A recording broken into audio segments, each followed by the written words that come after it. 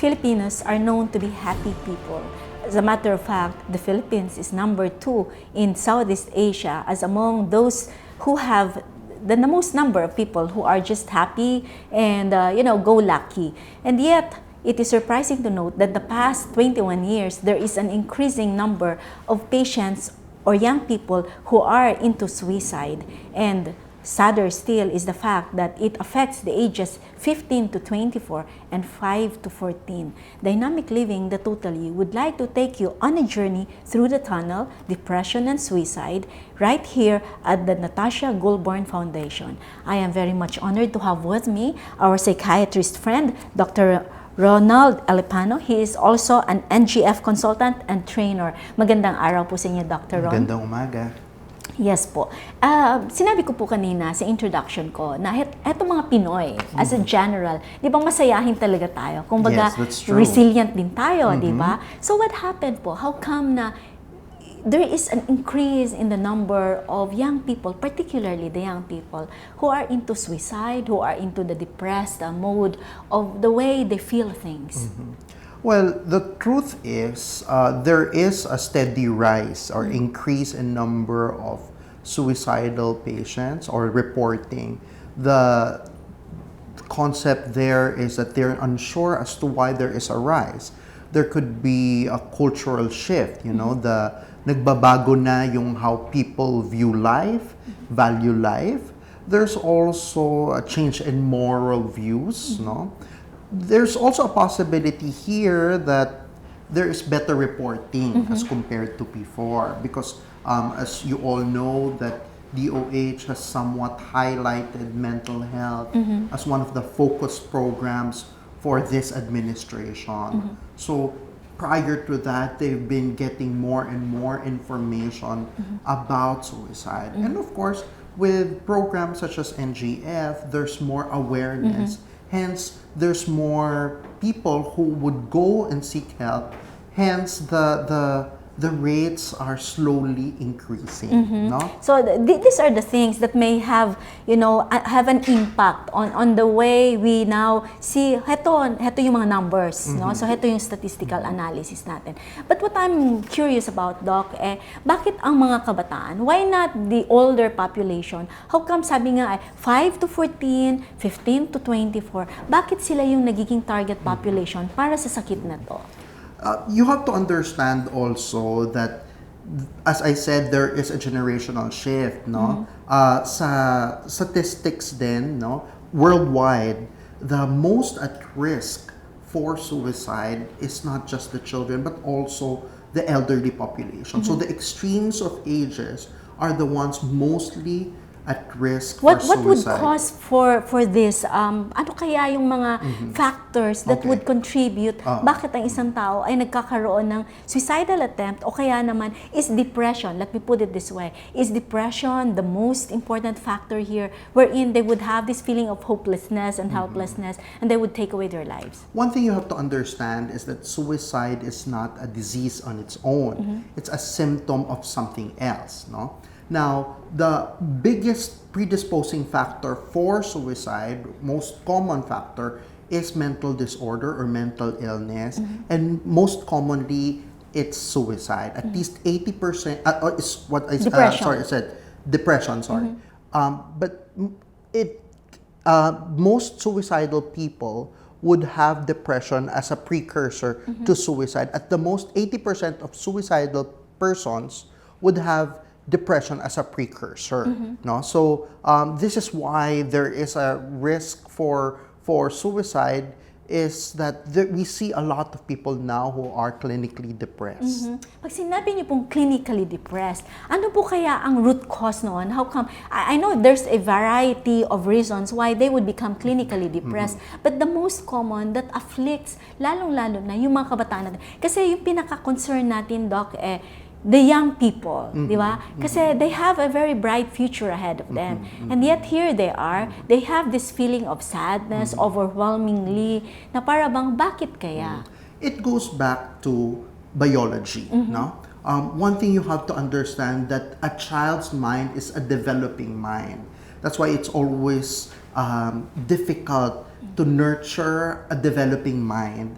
Because you have to understand, you have to look at it from a biological perspective. Hindi pa fully developed yung utak nila to understand consequences of one's actions. So, if you would notice, no, bakit ang mga certain activities of childhood, tapos ngayon we look at it in retrospect, no, I can't believe I did that when I was young, no? That's because of your brain, no? Yung utak mo hindi pa developed enough for it to make good decisions or what they say, right, proper decisions, decisions that can affect your future. We know also that science has told us, medical doctors like us, we understand there are neurobiochemical problems there that has something to do with the secretions and the way there's an imbalance. That's why there is depression. But the thing there is, on a day-to-day basis, for the young people, what would be, the trigger things that would make them go into depression? Well, for triggers, no, you have to put things in perspective, no? People will always ask what is the common cause of depression. It's unfair to say that you can pinpoint it's to one cause, no? We're overly simplifying the problem of depression if we put it that way, no? One thing you have to understand that you have to apply the biopsychosocial spiritual model, no? Dati biopsychosocial lang eh. Ngayon pati na may spiritual, no? So you have to address it in those levels, no? So yung biology is, meron ba siyang family history of depression? Meron ba siyang mga substances that he or she is taking that can cause depression? May sakit ba siya that can cause depression apart from depression itself? The psychology is, ano ba yung lens that you view life through, no? How do you view life? Is it very negativistic? No? So if you look at life in a negative view, most likely you are at risk for depression. Of course, the social factors are always there. No? You get traumatized. Of course, we see this in the younger generation. Yung commonly, the stressor for the young generation is nag-break sila ng kanilang significant others. Ang second common dyan is family problems. And finally, financial, no? But it's not the end all, because you have to understand that depression does not choose a certain population. Nobody's exempted from depression, even suicide. The very young to the very old can be depressed and can be suicidal. So let's follow the train of thought. Now you said it doesn't choose. Kumbaga, it's a non-selective thing. Yes. It can happen to the very young, to the very old. It can also happen to those who are educated and non-educated. Yes. And even in terms of economic strata, it There's does not. it doesn't choose an economic status. Depression chooses no status in life. So it can really, really affect anybody at all. That's why WHO has highlighted depression as possibly by year 2020 the number one cause of disability worldwide. No, non-infectious in its cause. Non-infectious in its cause. But do you also believe, doctor, that it has something to do with the way things are happening around us? Like, for example, maybe less family time, the young people are just left on their own, parents are so busy going around doing their thing, the OFWs, will it also have an impact on the way WHO is saying that, okay, in this number of years, this will be the number one disability? Well, you have to understand the changing landscape of the culture and the family, or even child rearing. No? It's not fair naman to blame it on the OFW migration, influx, yes. outflux of parents, no? Because you have to realize that these are realities we have to deal with. But the beauty now, because of technology, people who actually migrate, like OFWs, they're not as far anymore from their parents. It's a question now of how the families adapt to the fast-changing times, to the technology that we're having, to the landscape of the family that we have nowadays. So what would be the warning signals?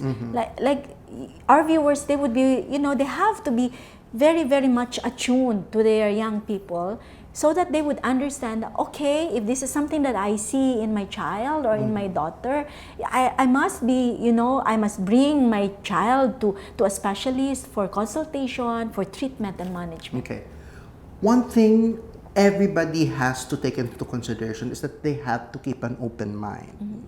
Because denial is your biggest hindrance to seeking help. No? If you refuse to admit that your child or your loved one has a problem and you're not willing to bring them to a specialist, then that will be your biggest hindrance to help. No? With regards to warning signs, there are more common warning signs, but there's no one warning sign that will catch everything. No? That's my first disclaimer. Commonly, you would see, you have to make sure that you know that your loved one, you know who they are, no? Because it's hard to say that these are warning signs when you don't know who they are. No? Once you know, you've established who they are, when you notice that there is a noticeable difference from their baseline personality functioning. Dr. Ron, I like what you said. Something like you will be able to see the difference, which is very noticeable. Like for example, let's put it in a concrete example. Alam naman natin na yung bata natin ay dating masayahin. Tapos bigla na lang nagkukulong na ng kwarto at hindi na natin nakakausap. That's something that's noticeable, right? Exactly. More importantly, kasi it's hard to say pag halimbawa nagkukulong sila that it's already a problem, no? Especially if they're in the teenage years, no? One thing you have to take into consideration is, ano ba yung functioning nila? Are they a high-performing student? Maganda ba yung performance sa school? Nag-decline ba yung performance sa school? Then that could be an opportunity for you to talk. Once you've opened that opportunity to communicate with your loved ones, look for warning signs. Are they unable to be happy? You don't see them happy anymore. Nothing that usually makes them happy anymore. It doesn't make them happy anymore, no? Like for instance, going out watching a movie with you, no? That it makes them happy. Now it doesn't work anymore. Another is, do they feel hopeless? They feel that their situation has no point. They don't see the light at the end of the tunnel. And then, of course, helplessness. They feel that nobody else can help them. These three factors are good warning signs for you to consider seeking help. No? I usually ask, whenever I speak to a big group, no, you ask two questions. First is, in the past 2 weeks, did you notice that you're depressed most of the time? That you don't see any point in being happy? Pero Doc, tayo naman, normally, in a normal setting, normal reaction natin, there are days naman talaga na when we wake up, we feel like, okay, I'm not so happy, I'm not so upbeat for today, I don't look forward to this day. That's a normal feeling, di po ba? O kaya naman, na napalayo tayo sa mga kasamahan natin, we feel a little sad, di ba? These are normal things, di ba? For a normal individual to be able to say na, that's a passing thing. But for our young people, or for our friends who feel beyond that normalcy, I think that has something to do with the way they also handle and view things in life. That's one thing that you have to realize, that there's a difference between the run-of-the-mill sadness versus clinical depression. No, when you feel sad, you're right. For instance, it wasn't a good day for you. There's a death in the family. You are expected to feel sad. But how do you say that you're clinically depressed? The magic word here is functioning. If you lose functioning because of this sadness, and the other symptom would be loss of interest in a lot of things that usually interest you. Like for example, dati-rati naman mahilig magpaganda. Tapos biglaan na lang you're not taking care of yourself anymore. So that's one. Then that might be a symptom or possibly a sign leading to the diagnosis of clinical depression. How do we treat them? I mean, do we just treat them by giving them antidepressants, or do we bombard them with medications in order to stabilize that neurochemical imbalance in their brains? Okay, that's a good question. Well, the American Psychiatric Association has come up with clinical guidelines for management. Even WHO, World Health Organization, has recommended the use of medications whenever it's necessary. No? It doesn't necessarily mean that you automatically give medications for those who are depressed. That's why our campaign, our advocacy is early detection for early treatment. Because usually when they reach our clinics, they're already in the severe state of depression. Hence, we have no other choice but to give medications. You will be faulted. You can be sued actually For not giving medications because this is the standard, no? But if it's mild to moderate, you can get away with psychotherapy, no? Is there such a thing as total cure for patients who become clinically depressed? Yes, there is. That's why we always say seek professional help because depression is curable, no? Especially if you catch it during its first episode. Sometimes they come to us kasi subsequent episode, mga third, fourth na yan. Tapos they've taken so many things already that it's hard to treat these patients, no? That's why, kaya sa kanila, parang ang dating, long-term na yung sakit nila. One thing you have to understand that treatment takes time, no? It is curable, but it doesn't happen overnight. The usual recommendation by World Health Organization is between 6 months to 1 year from the time that you feel better. That means You feel clinically better. In you other don't words, have any symptoms of depression anymore. So for instance, you start feeling better on the 3rd or 4th month.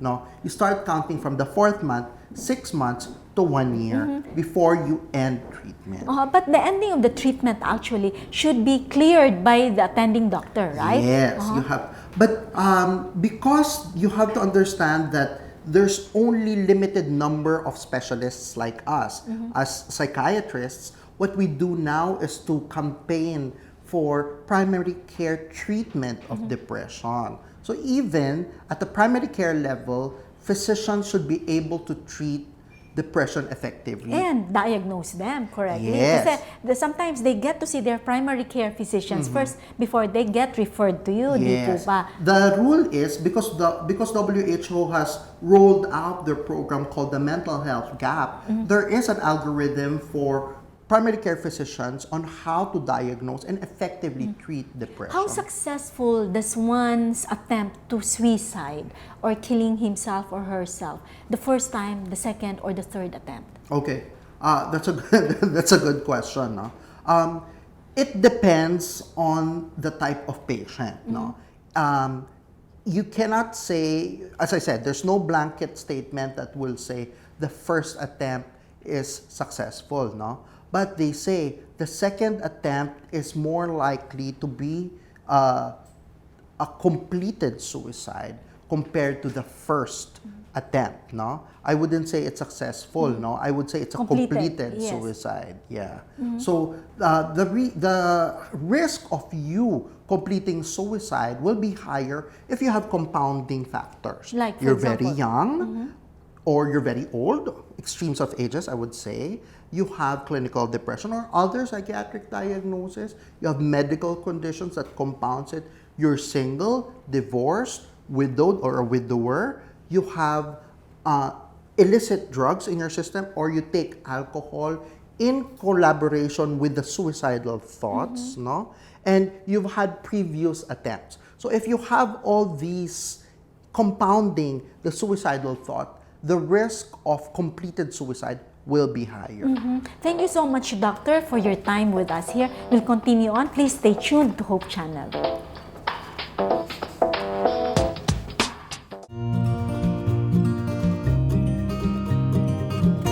Namamasyal dito sa Maynila. Nagbabay kami ng mga barkada kung saan yung gusto naming mapasyalan na nakakaliw na napapasaya kami. Nagkukulong po sa kwarto. Yun po, gusto ko lang po yung tahimik sa lugar, tsaka walang tao, walang kausap, para makapagpahinga ng mabuti.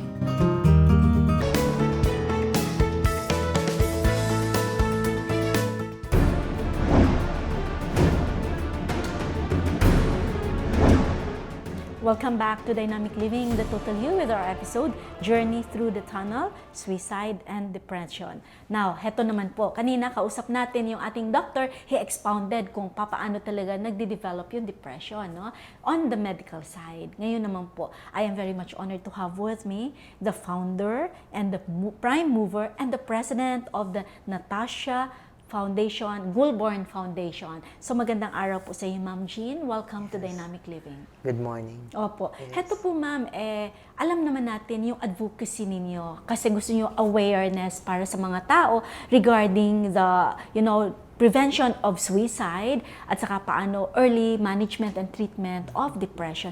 Ma'am, how did it come about na kayo ay isang very prominent designer?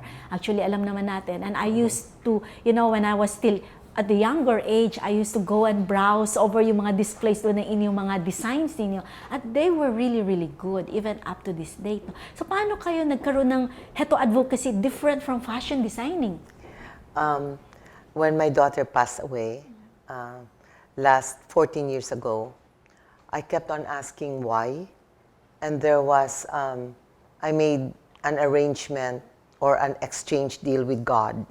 And sabi ko, Papa Diyos, kung mapakita mo lang ako ng sign na nandyan sa iyo yung anak ko, I'll willingly give her to you. Pero kung wala kong sign, parang ano ba itong faith ko sa religion of Catholicism? Ano ba ito? So, ang hiningi ko na may 3 dolphin akong makikita nung nasa Puerto Galera ko, nasa impyerno siya. Pag 5, nasa purgatorio. Pag 10, ay nako, sabi ko nandyan na siya sa'yo. Sana naman pakitaan mo ako ng 10 dolphin. Ang lumabas pong dolphin, 128. Wow, amazing. And they formed 5 lines. At saka nagsayaw-sayaw yung dolphin. Para po silang may choreographer. Nangingilabot po ako kasi hindi ko akalain na yung mga dolphins ay magpa-perform parang nasa SeaWorld. Kaya lang pag sa SeaWorld ka, meron lang mga 25 dolphins. Pero ito, more than 100. Madali ako makapagbilang kasi nakalinya talaga sila. Pagkatapos noon, lumabas yung rainbow. Ang ganda-ganda ng rainbow. At saka iba talaga yung feeling namin doon sa barko, doon sa bangka na malaki. Parang iba yung, there was a stillness in the water. Hindi talaga gumagalaw yung tubig, hindi maalon. Tapos biglang nagkalmado yung tubig. At saka 8 minutes sumayaw yung mga dolphins. Napaluhod ako at napaiyak ako. Ang sabi ko lang, sige Papa Diyos. Ang buhay ko sa iyo na. So this started your journey now for the past 14 years, and I'd say we'll be counting on the coming years. I want to serve until I go. Yes, po. So tell us about your programs and services. Ang program namin, napakaganda na ngayong taon na ito. Parang it took me 8 years to do a harvest, or 9 years. We are coming on 9th year. And we did a fantastic harvest. And one of the fruits that happened was when Secretary Ubial, Secretary of Health, Pauline Ubial, she signed a MOA that the Hope Line, yung linya namin that's 24-hour crisis, emotional crisis call, would be available now more towards the whole nation with the help of the government hospitals, that they could go to the government hospitals. And then Secretary Ubial has adopted it as a project of Department of Health. And we have NCMH, National Center for Mental Health, as the center where it will be. Right now we have Cebu. But aside from Cebu, ang gusto po ng Secretary, magkaroon po sa Ilocos, magkaroon po sa Davao, magkaroon rin po sa Bicol. So, ang gusto niya, multilingual. Kasi po, with the coming in of PLDT, si Globe po, napakaganda ng sponsorship nila, 5 taon na. But with the coming in of PLDT, maggagawa po kami ng marketing campaign sa OFW. So, ibig sabihin po ay napalawak natin yung ating mga tao, mga kababayan, na they can reach this line any time of the day or night. No? So, 24/7 siya open for them to be able to have that hope. You know, sometimes kasi yan yung kailangan natin Na the middle of it, when you snap, you just wanted somebody to talk to. Di po ba? By October 1, we will be able to launch, hopefully, the expanded group that we are training. Alam niyo po, Ma'am Jean, napakaganda. It's just very coincidental that your project is Hope Line. And your Kami hope. naman po is Hope Channel Yes. po. Opo. So kumbaga, Perfect. perfect, di ba? Perfect. And we're actually perfect to your Jean. I am also Jean. Okay? So, ganito naman po tayo ngayon. Yes. You mentioned before the start of the show that you have this program also, aside sa sinabi niyo sa DOH, heto namang sa DepEd, sa educational Yes. sector. Ano naman po ito? Yun rin ang isang napakaganda na miracle na nangyari. Kasi si Brother Armin Luistro signed 2 weeks before July 1. He signed a MOA with us na we are able to assist with the help of 7 psychologists under Dr. Lucy Banse of UST. We have now given them the wellness, emotional resilience modules for Filipino youth from grade 4 to 12. Wow, kasi heto yung age group na kailangan talaga yata nating i-educate at magkaroon ng awareness. Kasi yun nga pinag-usapan namin ni Dr. Elepanto kanina, Yes. na heto mga kabataan from ages 15 to 24. Yes. Meron pang 5 to 14 na Yes, bracket. ang nangyayari po, ang nakikita ko po, yung lifestyle, at may plus sign ang mga gadgets natin ngayon, pero may negative minus din. Kasi kung minsan, nakikita ko isang pamilya sa restaurant on a Sunday lunch, lahat sila nagte-text. Walang communication? Walang communication between mother and child, between father and son.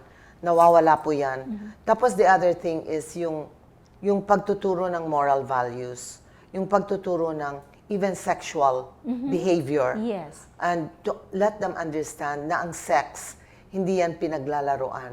Ang katawan natin are sacred.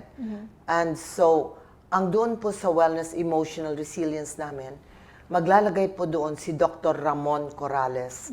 At gustong-gusto ito ng mga taga-DepEd, yung moral value component ng sexuality.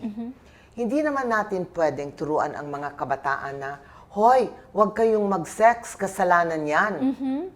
Ano ba naman nila malalaman? Pero kung alam nila po na yung kanilang katawan is very precious, sa kanila yon. And it's a temple of God. It's a temple. Pero pag sinabi mong temple, yung ibang mga kabataan ngayon, hindi na nagsisimba. Opo, kaya hindi rin nawawala na rin. Seventh-day Adventist sila, or born again sila, or Lutheran, Methodist, or Catholic. Karamihan po, hindi na nagsisimba. Kasi kung minsan po, ang pagtuturo rin ng simbahan, medyo napaka-distance ang Lord. Ang Lord natuturo sa mga tao na napakataas niya. Napakahirap siyang In other words, there's no i-reach. connectivity at all. None. So yun yung kulang natin. None. So by putting in that moral that value, God is within us. So it will help our young Yes. people also. Yes. Ma'am, heto po ba, yung sa inyong you mentioned about families, no? Heto nga, nagte-text, hindi na nag-uusap kahit sa loob ng bahay. Is it also one reason why you are also in your program, sa thrust ninyo, meron din kayo nitong sa focus on the Filipino OFW family? Bakit po? Yes. Kasi yung Filipino OFW, which is our program, we are really fast-tracking it so advanced. We are only ready by 2018 because it requires a lot of preparation. And I already asked a team of doctors, psychiatrists, psychologists, and I want to involve the spiritual side. So I'm requesting... So magiging holistic po ang It has approach to be natin. holistic. Otherwise, Because minus that's family. Yes. Yep. That is gonna be family related. Kasi in the distance of father not being around, what would the children think? Yung nanay nila nagkaroon ng boyfriend, kapitbahay. Yung kapitbahay pala, may asawa rin at may mga anak. Nawawala po ang moral value. Yung mga bata, what can a little 4-year-old do but adjust to the new environment? And At these saka, are harsh realities, Ma'am yes, Jean. but they don't think there's anything wrong anymore. And that's bad. So it will actually, further compound kung merong problema. It will at become a merong generation of, kaya nga nagkakaroon problem. sila ng depression, nagkakaroon Yes. sila ng mga problema sa pag-iisip dahil Right. din po dyan. Right. Now, ma'am, paano po kaya makatulong ang ating community regarding these First, problems? tanggalin ang stigma. At ang nakakatuwa, October of last year, nagsabi na yung CBCP, Catholic Bishops Conference of the Philippines, na hindi mapupunta sa impyerno yung nagpakamatay. At magbibigay ng Catholic burial. Yun ang Kasi nung araw, hindi seminar. po ba? Bawal po. Nung di ba? araw, Opo. walang Catholic burial. So ngayon, under Pope Francis, si Pope Francis, hindi na tayo nagkakaiba. Seventh-day Adventist, Buddhist, Hindu. We're under the Lord. Tayong lahat, hindi na yan nagkakaiba. Ang medyo lang naiiba talaga yung relihiyon na naniniwala sa suicide. Suicide bomber. Iba po yun. Iba naman po yun. Okay. Now, ma'am, you also mentioned, lifestyle has something to do with it. That means, ang pagkain natin, ang the way we look at life, yung Yes. exercise, the way Yes. we take care of our First- bodies. Paano po yun? Opo. First, everything is a blessing. Pag nasa harap tayo ng pagkain, it's a gratitude and blessing. Yung pagbe-bless ng pagkain, dapat ibalik sa mesa. Number 2, pag-iisipan natin, ano ba ang nilalagay natin sa bibig? Pag may insecticide, herbicide, genetically modified na ang mga produkto, genetically engineered, yung maliit na mansanas, lumaking ganon, ang kala natin, yun ang pinaka-perfect na pagkain. Yun na ang nagdi-destroy ng brain ng kabataan from the stomach as a fetus. Yung nanay na kumakain ng mga manok, na grabe ang antibiotic ng manok ngayon at estrogen, sigurado may chance na kung lalaki, ang sabi ng mga OB-GYN sa Amerika at mga OB-GYN rin na 2 dito sa Pilipinas, marami ng gay na lalaking napapanganak because of the food. Estrogen, female hormone ang binibigay sa manok. Parang tumaba, parang pwede tayong, it's greed and money. Parang maibenta in 27 days instead so of in 38. other words, ma'am, you believe and your foundation believed and your advocacies believe that everything really starts from the very basic needs of a person. Basic. It starts from the food. Every day, I spend 2 hours reading all about food and about the new discoveries. And it is today that the psychiatrists are requested to understand more nutrition.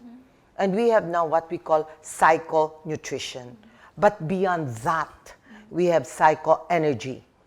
Which we will be discussing later with one of your consultants. So it's po all ba? holistic. It's the mind, the body, and the soul. And the soul is spiritual and energy. The energy comes from above. Before you became very actively involved with this, ma'am, about awareness for depression and suicide prevention, did it ever enter or occur into your mind na, heto, now I have a paradigm shift with the way I view things, the way I view the food that I eat, the way I relate with people. Does it have that shift in your mind now? And did it, in your journey through the 14 years into who you are now, a better person, a person who cares now, not just for yourself, but for the people around you also, do you believe na people like us, at saka yung iba pang mga nanonood sa atin, they can also embrace this kind of passion, trying to help others? Well, first, we have to love ourselves. That's why people kill themselves, because they don't have enough self-love. Without self-love and self-respect, you cannot love life. You've got to love life. So all this romance na nagpapakamatay, Romeo and Juliet, 15 and 16 years old, nagpapakamatay. Kasi kala nila, pag wala na itong taong lover nila, boyfriend nila, wala na sa buhay nila, wala na silang identity, wala na silang pagkakabeing, wala na sila, hindi na dapat sila mabuhay. Wow! What is that? Without self-love, without understanding who you are, what you are, why are you here? What made you be born. What is your divine purpose? When I was 3 years old, I felt I was a bit different. I talked to God directly because my grandmother said, God is within you every minute, every second. Before your exam, you talk to Him. After your exam, you say thank you. So within that every minute that God is within, no one will commit suicide.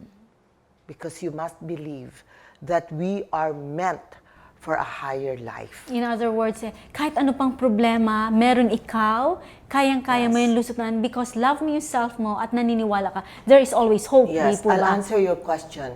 Yung challenge ko po, nangyari, kasi nabigyan ako ng isang doktor ng siyam na gamot.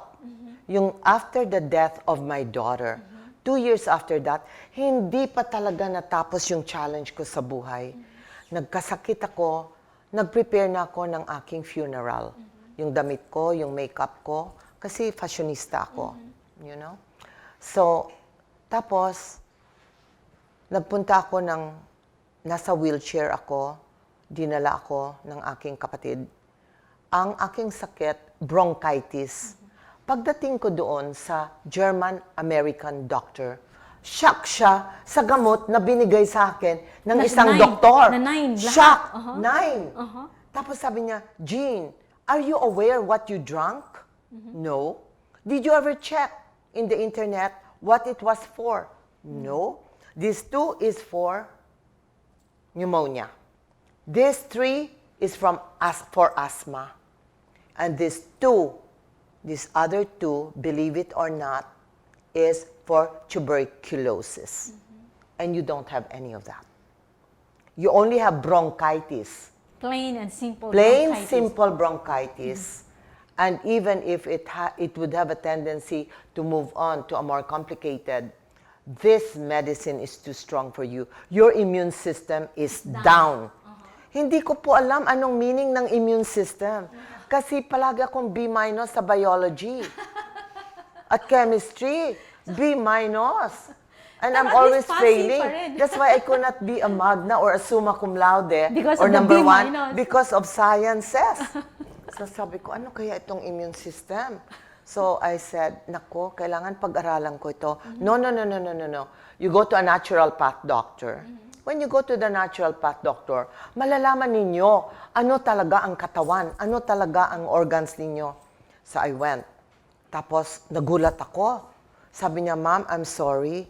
Kung magkasakit po kayo ngayon, no antibiotic will heal you because your immune system is 1.8. I said, what?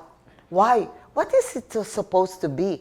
8 is a good number, but 9 is a better number for your immune system.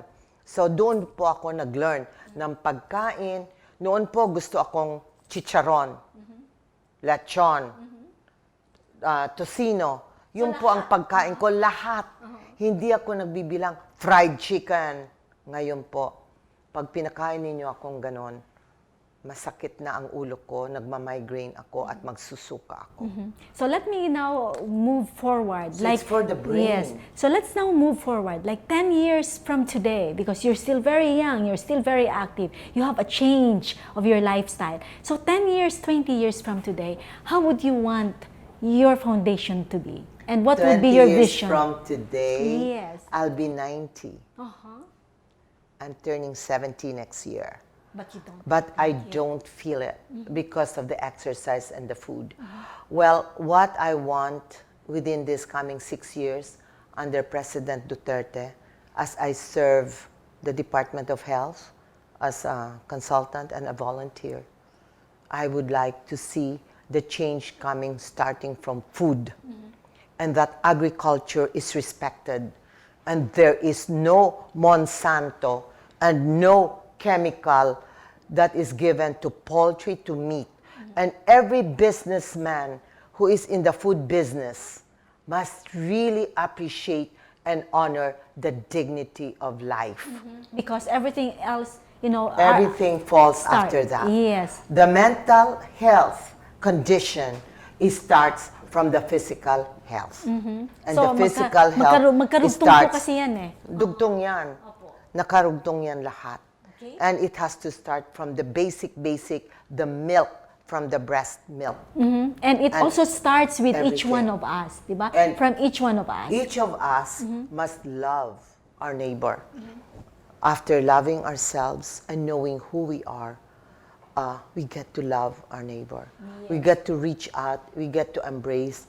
We learn compassion. We give compassion and kindness. Alright. So, babalik po kami dito sa Hope Channel. Tutuloy po natin ang ating discussion, Journey Through the Tunnel. Please stay tuned.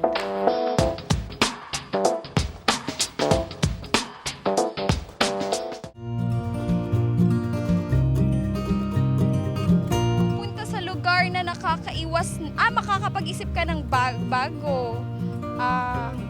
Or pumunta sa mga kaibigan, sumama sa kaibigan ng maiba yung pag-iisip, maiba yung environment, maiba yung takbo ng isipan mo, ganun. Think something that will refresh my mind, and then at the end of the day, I forget about it.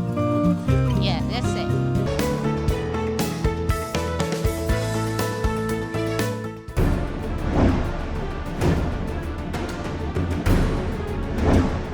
Welcome back to Dynamic Living, the Total You is our episode, Journey Through the Tunnel, Depression and Suicide Prevention. Andito naman tayo ngayon. Ang ating kausap naman ay isang Doctor of Science in Alternative Medicine who is actively involved with the Natasha Goulburn Foundation as well as a consultant and trainer of the said foundation, Dr. Maria Jocelyn De Lasano. Magandang araw po sa inyo, Dr. Jo. Magandang araw din po at nagagalak ako na makumbida sa interview na ito. Opo, and narinig niyo po naman kanina when we started, kasi team naman kayo. All of you are working towards one goal, which is for awareness and information dissemination, the offer of help for Hope Line, di po ba? So, ang tanong ko po sa inyo, ano po yung inyong papel dito sa Natasha Goulburn Foundation, ma'am?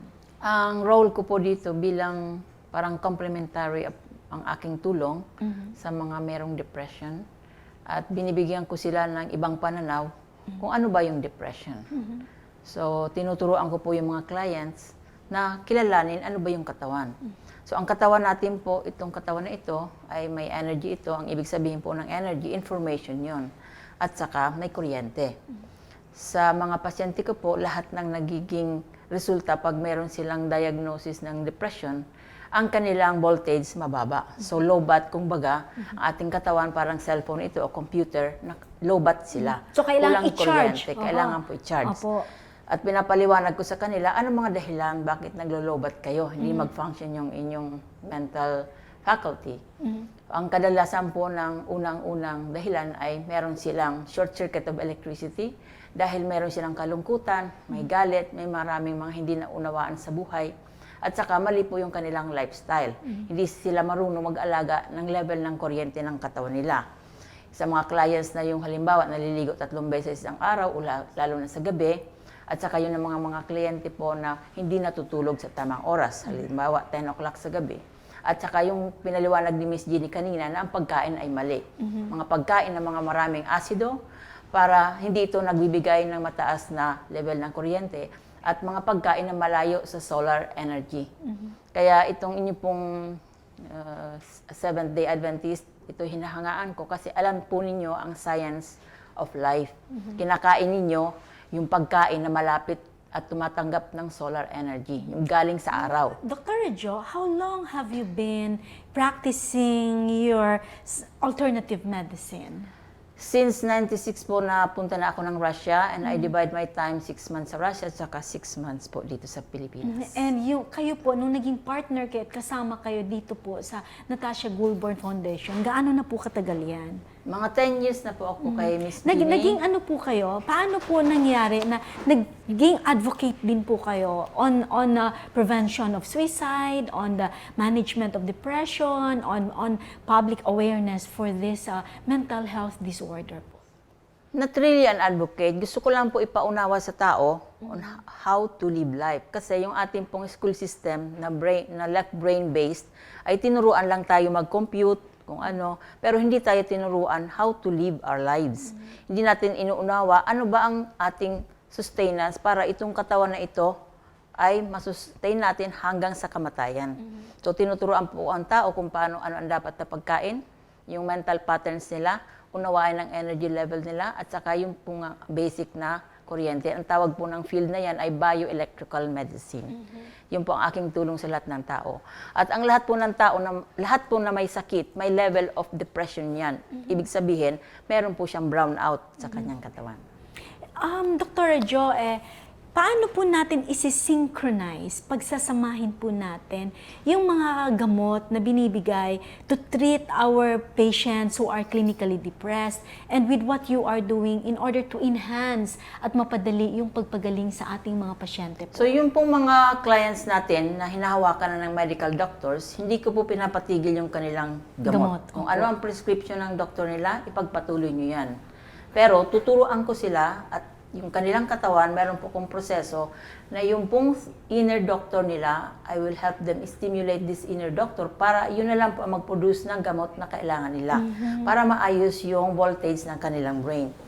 Yan ang ating tulong. Ang ano niyo po, heto po sa Natasha Goulburn, meron silang activity, tinatawag natin Mind Strong. Kasama po kayo doon? Yes po, sa Mind Strong dahil tinuturuan ko po sila on how to train their mind to create. Kasi ang creator po natin yung ating mind. Every thought is a seed of creation. So ginaguide ko po sila to be more positive kasi pag sinabi mo na may sakit ako, malungkot ako, galit ako, magagalit ka talaga. Pero kung ang orientation mo ay masaya ako, wala akong sakit, wala ka talagang sakit. In other words, Dr. Jo, ang lahat ng bagay nagsisimula sa ating isipan. Yes, a single thought. A single thought can lahat actually po nito. impact lahat ito. Lahat itong touchables natin na ito, kaya sabi po ng Indian philosophy, ang lahat ng nakikita natin ng ating mata, they were illusions. At even ang ating buhay, illusion ito. Kasi nga, nung ginawa itong katawan ng ating parents, di ba meron silang illusion? They were just exchanging the whisper of I love you. So illusion yun, wala pang physical na katawan. So yung intent to love each other, and decided to make love and create a being, nagkaroon po tayo ng physical body. So, lahat po nagagaling sa single thought. Opo. So, who would be the best, Dr. Jo? Who would be the best candidates to be able to, get all the help they can get from you, believing na heto lahat ay nangyayari dyan. So, energy level natin, biological, lahat po na ito, sino po ang best candidates? Kasi for example, sabi kanina ni Dr. Ron sa atin during the first part, ang pinakamagaling at magandang tulungan, lalong-lalo na, who will benefit from the help would be yung early detection. So, ibig sabihin, sa pagsimula pa lang, na wala pa lang silang clinical depression, nagsisimula pa lang nagkakaroon ng depression, yung feeling of sadness and overwhelming sadness, natitingnan na sila ng isang doktor. Sa inyo naman po, who would be the best candidates who will benefit the most from your help in helping them recover? Tama po yun, yung hindi pa nagmamanifest sa physical body kasi kaming energy workers, kung baga, meron po tayong double body kung tawagin ay ether. Nakikita ko po, kahit 3 months before na may depression ka or 1 year before, nakikita na namin kung meron kang problema sa ethereal body pa lang. Okay. Kaya mas mabuti po na nasa ethereal body pa lang, hindi pa naglalad sa physical organs, nakikita na namin yung cause ng depression. Kasi makikita namin yan somewhere na may mga black spots or red spots ang inyong ethereal body. Kaya, pero paano po yung mga, kunyari, yung tumatawag sa atin sa Hope Line, o kaya nakakarating po sa inyong foundation, na medyo malala na yung kanilang sakit, at they're undergoing treatment already, and sometimes nagbabackslide pa, gumagaling, bumabalik na naman sa kanilang sakit, can they also benefit from your help po? halos karamihan po ng pumupunta sa atin ngayon ay meron lang physical manifestation. So, ang tawag ko po sa lahat ng diseases ay may mga programs na sila na naka-imprint sa kanilang katawan. So, meron din po akong proseso na parang spiritual cleansing. Spirit is the other term for air. So, meron po doon sa ether na program yon. Aalisin ko po yung program na yon sa different parts of the body para ma-harmonize po ang buong katawan. So, pag nawala na po yon, then tutulungan na lang po yan ng source of energy. Alam po naman po natin, ang katawan natin ito ay galing sa araw. Karamihan po ng mga depressed people, ito po yung mga taong hindi naaarawan. At least 2 hours a day naaarawan po tayo. At yan po ang biyaya ng Panginoon na sinasabi natin. The light of God, yung araw.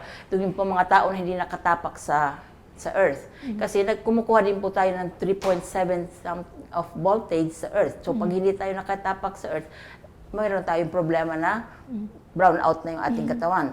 And plus the food.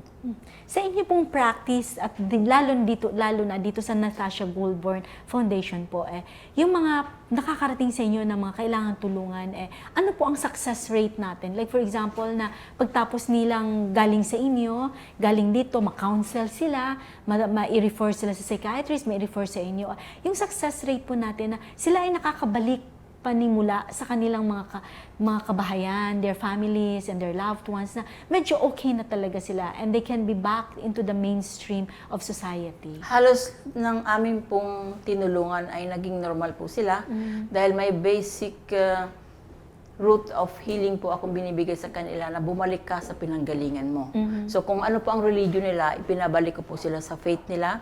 And so kahit hindi na namin sila kausap, meron silang way of talking to themselves and also to their God symbol. Or kung wala naman po silang religion, I ask them to talk to the sun, connect to the sun and to the earth. Kaya halos lahat po sila natutulungan. So you also train, ma'am, your people here. You also give lectures. You also help them, do what you're doing. Yes po. Every client that comes to us po, to me especially, is a student. Wala po akong pasyente. Actually, is a student of life. Tuturuan ko po sila ng basics of life na nakalimutan nila, na hindi nila nakuha sa kanilang normal school system. At nakikita nila ang right path. How different po yung modality of management ninyo with the others? Like for example, yung sa medical science, sila halos ang kanilang paniniwala ay sa gamot. Sa inyo po ay hindi naman ganon. Would you say, ma'am, na heto sila by synchronizing them, doing them together simultaneously, mas mapapadali ang kanilang paggaling? Yes po, dahil ito, na-invento po itong medical approaches dahil sa demand. So yung medical help, kailangan din po natin, lalo na po yung urgent help. Halimbawa, collapse na po talaga yung serotonin, yung pong endorphin, yung mga happy hormones, yung mga repair na chemicals like carnosine and glutathione, nakakatulong po ang medical kasi mayroon sila mga prepared chemicals. Yun, makakatulong po sila. Plus yung complementary namin na we really try to open yung inner doctor ng katawan. Would not be dependent doon sa mga gamot. Yes, kasi sometimes medicines has a way of healing you, but it also has a residual of mga side effects. Yes, di po ba? naiipon po yan sa liver. Naiipon din kasi yan. Kaya kailangan hanggat maaari, wag naman tayo masyadong dependent doon. Doktora, sa tingin niyo po ba, dito sa Philippines, let's talk about the Philippine setting. Dito po ba sa Pilipinas, handa na ang mga tao, ang ating mga kababayan, to embrace this type of healing also, partnership with the medical science? Tayo po ay nanggaling sa healing na ito. Tayo po yung pinakauna na mag-practice ng tinatawag na yung mga babaylans natin, na we heal by connecting to nature. Sobra po ang alam, lalo na po ang mga Filipinos, we are noted in the whole world as the best healers. Kasi alam po natin na kumonekta sa source natin. Kaya 75% ng population ng ating bansa ay nakakonect po sa natural healing. 75%. So, yun yung ano natin ngayon. So, sa tingin niyo po din, hetong depression, hetong suicide po, lalo na sa mga kabataan, pwede talaga natin silang matulungan sa pamamaraan na sinasabi ninyo po. Pwede po kasi natural medicine Let's lang start tayo. with the prevention aspect pa lang. Like for example, siguro kung ganyan po ang ating paniniwala, sa prevention aspect pa lang makuha na natin sila.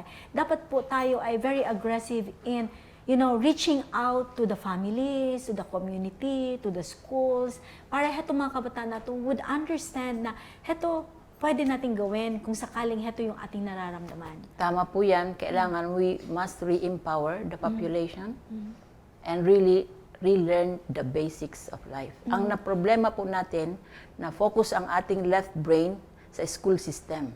Nature is our best teacher. Kahit hindi ka pumasok sa school system, if you can just connect to nature, alam mo, buhayin ang katawan mo. Kaya ang mga farmers po natin, alam nila mag-farm, hindi sila marunong, hindi sila nag-aral ng agriculture. Kasi we have the best teacher, yung nature po. Yung sinag ng araw, yan ang source ng ating wisdom, intelligence. Pag tumingala ka lang sa araw, tanungin mo siya, lahat ng gusto mong malaman, sasabihin sa iyo ng araw. Kasi yan ang binigay ng God sa atin na source of information. So pagdating sa pagkain, kanina si Ma'am Jean, she was so passionate about, eating right, eating the right kind of food also. Kayo po, ano po yung inyong advocacy pagdating sa pagkain upang matulungan din natin yung ating mga viewers na hetong pagkain ito, pinasok natin sa ating katawan, heto yung mangyayari. So, kailangan po maintindihan natin na ang katawan natin ay galing sa araw. So lahat po ng pagkain na malapit sa araw, gulay at prutas, ay mabuti sa atin. Kung ipapakain pa natin yung gulay sa hayop, so third user na lang tayo. Equivalent sa peso, mas nakakamura ka pagkakain ka agad ng gulay at prutas at mas malaki po ang level ng life force, buhay. Yung kinakain mo, hindi patay sa loob ng lata, sa loob ng bote, o nilagyan ng preservatives. Kaya, ang sa inyong religion, ang inyong faith ay tama po kayo. You are following God's wisdom and intelligence dahil ang gulay lamang ang tamang source ng pagkain. So pagdating po, heto, ano na natin ating mga viewers in terms of ano dapat ang ipakain sa mga anak nila at sila mismo, no? So dapat tama po yun na heto yung kanilang patutunguhan. Dr. Jo, paano po ang community natin ngayon makakatulong sa atin, lalo na kung tayo ay may mga anak, may mga kabataan, may mga kapamilya, mga kaibigan, o mga kakilala who is going through depression? So ngayon po, kami ni Miss Jeannie, we are now trying to tap 5 departments of the government para ma-prevent po natin itong problema ng depression, pagkalowbat ng ating katawan. So gusto namin ma-inspire talaga yung Department of Agriculture na magkaroon po ng massive program. It should be a law na lahat po ay may garden. You must grow your own food. Kasi pwede nga kahit sa pasok, Ma'am Jo.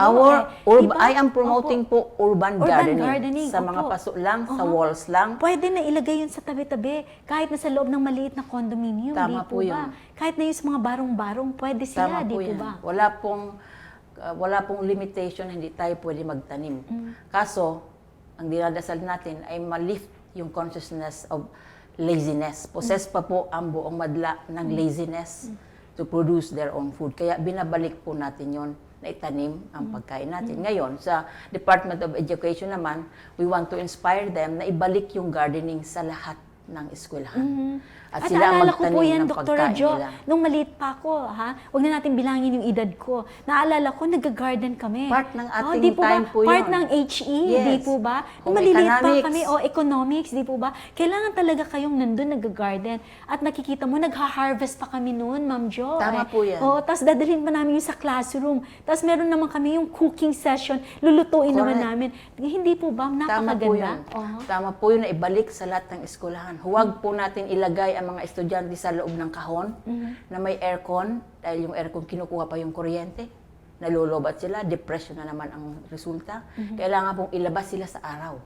Dahil ang the best healer po ng depression ay yung araw, yung pong lupa. So pagtatanim, paglalakad sa araw, yun ang best medicine po nila. Okay.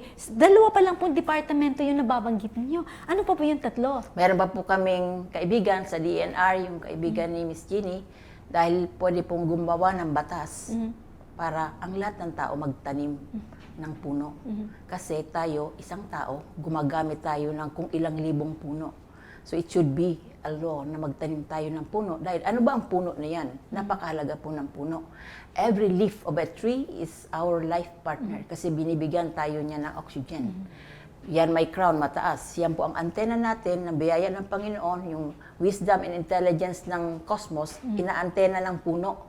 At yun naman kanyang roots, ginaground naman yung masasama natin ng mga vibes. Yan po ang trabaho ng puno. Kaso nakalimutan ng tao Akala nila yung puno kailangan putulin at gawing furnitures. Mali yun. Kailangan huwag natin puputulin po ang puno talaga. Dahil yan ang antena natin ng ating buhay. Alam niyo po, Dr. Jo, I learned so much from this episode of ours, the journey through the tunnel, suicide and depression prevention, di po ba? I learned also a lot from you, from Ma'am Jean kanina, and from Dr. Elepanto. Ito lang po ang masasabi ko, tayo pong lahat ay instruments of change. At tayo pong lahat ay pwedeng tumulong sa kapwa natin. At yun pong inyong ginagawa at kami naman po ay kaakibat ninyo dito sa media on how to inform people on what they can do to help, lalo na ang mga kabataan. Maraming salamat po. Ano po ang pwede ninyong gustong iparating na mensahe sa ating mga tagapagpanood? So sa lahat po ng nakikinig sa inyong magandang programa, na sana po lahat ng mga viewers natin, 100 millions of Filipinos nakakapanood ng inyong programa, ay kailangan po natin na unawain ang ating katawan. Sino tayo? Ano ang katawan na ito? We must really embrace nature because nature is our best medicine and best teacher. Okay, dear viewers, remember this, that even in the Bible, it says that King David, in Psalm 42 verse 5, he says, "Why, my soul, are you so downcast? And why am I so disturbed?" Yan yung kanyang pleadings. And yet at the end of it, he also said, "Put your hope in God, for He is my friend and my Savior." So our viewers, remember this, depression, suicide, we can be partners for change. Everything else starts with knowing our God, going through the journey with Him every step of the way. Magandang araw po sa ating lahat. Total blessedness, searching for sweet success. We find in our hearts what God does.